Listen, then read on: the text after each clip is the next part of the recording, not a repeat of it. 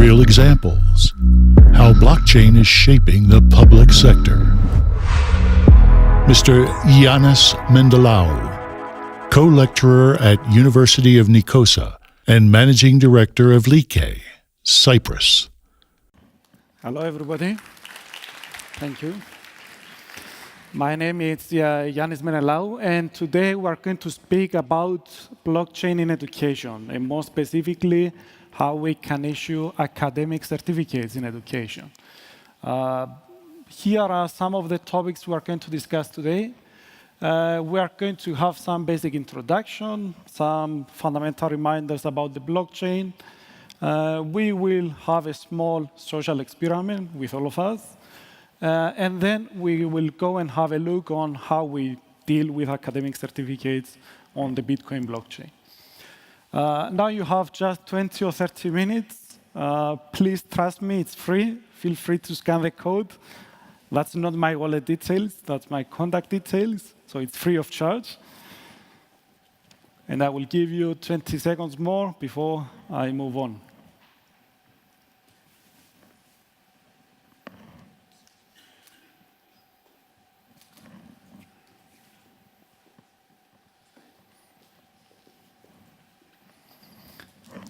Okay, let's move on. So what blockchain is? We heard the definition today too many times, so I will be kind of quick on this one. We see that there is a participation of the big institutions as well, so it's not the crypto community, the hackers community, which is involved into the blockchain space. All the big institutions are actually heavily involved into the blockchain solutions, and they even try to give their own definitions and understanding on the blockchain. So blockchain is a shared ledger requiring consensus to be updated.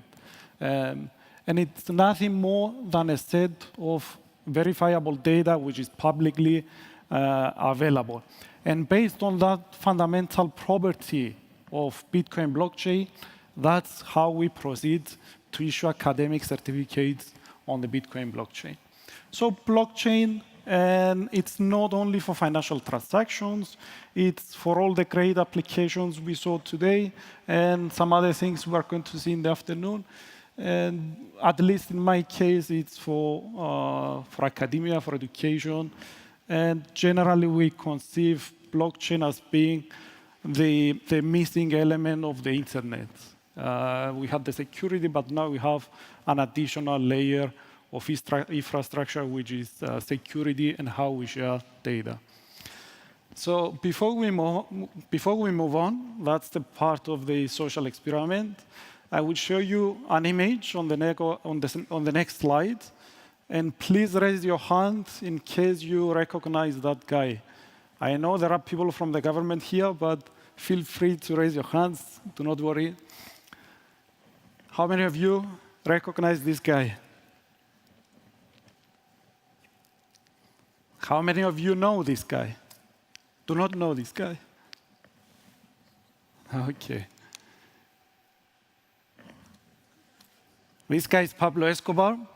And the reason I have this slide is because I want to show you that if you like to participate into the blockchain and do transactions and possibly try to do money laundering, then blockchain systems are not the best way.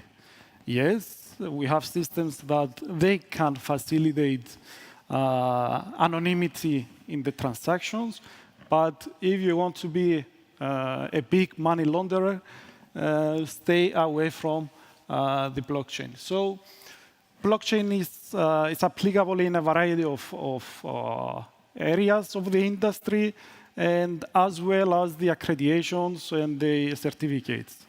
Some of those areas are the supply chain, where we can measure the quality of the products, and it's partly related to the certification process we will see in a bit. Another fundamental area is the area of the public governance. I'm coming from the financial services sector, and I deal with daily reporting and daily issues with the regulators. Actually, before I come on the stage, I just got an email from a regulator missing one of those elements. And it's a big headache for the private sector trying to comply with the latest updates in the financial services industry, as well as from the side of the governments in order to supervise all the regulated financial institutions.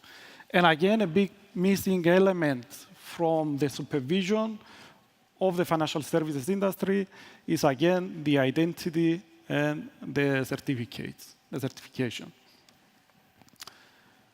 Generally, in education, we can say that we have 3 pillars where we can focus the applications and the research. The first one is focusing directly on the blockchain core technologies. For example, we can go deeper and help in establishing new blockchains, developing Ethereum virtual machines, for example, advanced topics like those. The second most well-known application, which is in relation to education and generating knowledge in relation to those, is the distributed or decentralized apps, where we can have a solid solution to a problem, to a company, and so on. The third pillar, though, it's a more horizontal layer of applications where we can combine the first 2 elements and we can generate solutions for the government. And the solution I'm going to present today is the certification of the academic certificates, which can actually be extended to any certificate issuance of the public sector as well. How do we do it? And why do we need to do it first? So the academic certificates can be verified on the Bitcoin blockchain, and it can actually have the same format like any normal academic certificate. Of course, it initially needs to be verified through the Bitcoin blockchain, and we need to use a more traditional format like a PDF or a CSV file or a text and things like that. What is the need behind doing this process? All academic institutions need to issue certificates. Students are following some courses, they need to provide certificates. In our case, we first did this process back in 2014. It was too early, and actually it's more easy than what you think. We can work around a normal PDF file and verify that on the Bitcoin blockchain. And of course, the PDF files are enriched with some Spark capability, and you get a hash code which you can use on a Bitcoin Explorer and verify that this specific academic degree is valid, it's not fake, and it's released by a specific university. And I will show you how that is done in a bit. The reason why we do it, it looks like there is a lot of scam activity in relation to academic accreditation, but not only for academic accreditations. Most of the people working in the financial services industry or in the government, we have experienced difficulties. We need to go to the notary to stamp and prove a document or a process. And imagine if you get candidates to work for you. How can you verify that a candidate actually graduated from Stanford, for example? It's a difficult process, or references, or things like that. This can be done, can be verified. A small innovation, I call it small because it's not a real innovation. We were the first who managed to do that. We issued an academic degree back in 2014, which is publicly released and verified on Bitcoin blockchain. And since last year, all of the academic degrees of our university are released on Bitcoin blockchain.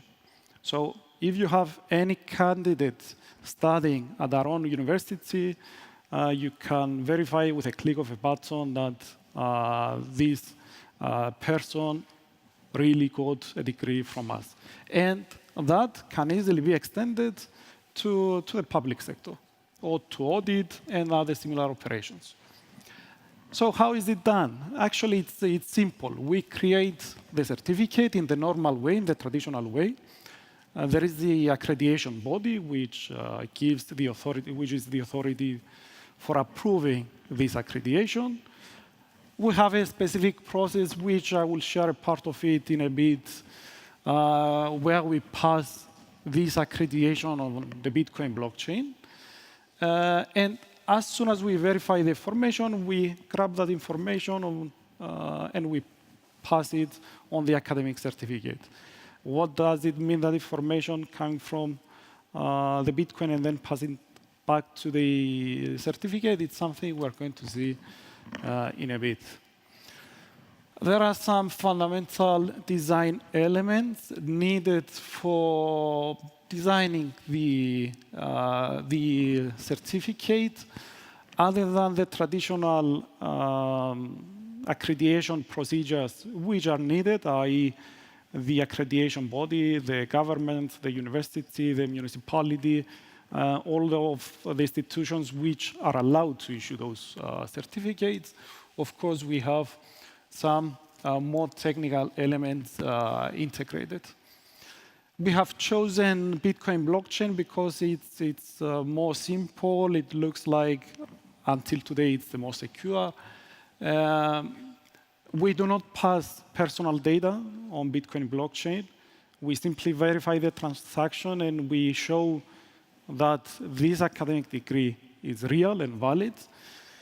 And it's nothing more than a self-containing PDF for the university, which we can share. So it's like a file which has digital signature on top of it. Here are the 4 steps we take, but let's go and have a look of how this process is done. If you like to learn more about this process, it's fully open source. You can play around with the code, develop a small project for you, and play around. So what do? We have the PDF, which is done by the issuing body. In the specific case, it's the university. And we have all the accredited persons. In our case, are the students. And that CSV file, you see, it's a plain, normal text file which involves value. We got it from the accreditation body. And we do some coding. We have a system which passes all the information from the individual people on multiple certificates. So we have 1,000 people in that file. We generate 1,000 certificates. So it's one certificate for each individual. And what do? Then we like to pass a transaction on the Bitcoin blockchain. We need to transform the data. We need to hash the data so they are able to be passed on the Bitcoin blockchain. I.e., we need to make a transaction which is going to stay there forever. And it's the proof that this student is indeed a graduate of the university. Because we get multiple certifications, and we do the process for many people at the same time, we rehash everything in the so-called Merkle route, and we pass a transaction on the Bitcoin blockchain, and then that is done. Is it done though? No. What is missing is missing the transaction information from the network, because it takes some time to the transaction to be verified. So as soon as the transaction is verified from the Bitcoin blockchain, then we go back to the blockchain, we get the information, we pass the transaction information on the certificate, and that's it. We have an academic certificate which verifies that the candidate is really a candidate of the university. Now, the possibility of scam is not fully eliminated, though. What if the candidate prints and scans an academic certificate in such a good quality and places his own transaction on the certificate, then what is actually happening? Of course, we have here the intermediary step where we, as soon as the process is done, we send all the certificates to the candidates. And that's the proof of the transactions. But how can we eliminate the risk of someone trying to replicate these certificates? We have a portal. And that's the centralized part of the process. And that may be the centralized part of the government, for example. As I said at the beginning, we pass on the Bitcoin blockchain just transactional data. We do not pass name, surname, the title of the academic degree, and so on. It is not needed. So the centralized authority or the accreditation body can actually offer this to the public. That's what we do. And instead of going to a Bitcoin Explorer to verify the transaction only, even more, you can go on the portal, and as soon as you place the hash code, then you also get the information about the candidate. And imagine how that can be extended to any real public service and offering. And more or less, it looks like that. We have the transaction ID, we have the issuing body, what is a person, what he achieved, and so on. And all that metadata can actually be extended to present additional information if we like. And we can do implementation, horizontal implementation, and link together different authorities of a government. So more or less, the technology is not fully complete. We deal with academic certificates. That's simple, more or less. We can have extended applications, and we can even develop the same logic and apply the same logic on private blockchains or governmental blockchains or specific blockchains which can actually provide that accreditation or certification of a process, of a related process. That may be accounting process, that may be academic certificates, or anything similar. So it's all about blockchain. It's good if we use it. It empowers us to develop very nice solutions. And as you saw until today, a variety of solutions, not only in academia, but also in the private and the public sector as well. And it's global. We can easily access it with the use of internet, and that's more than enough. And of course, it's safe, and we should embrace this technology to be possibly the safest technology we have until today. So let's embrace the technology and trust each other using this technology. Thank you so much.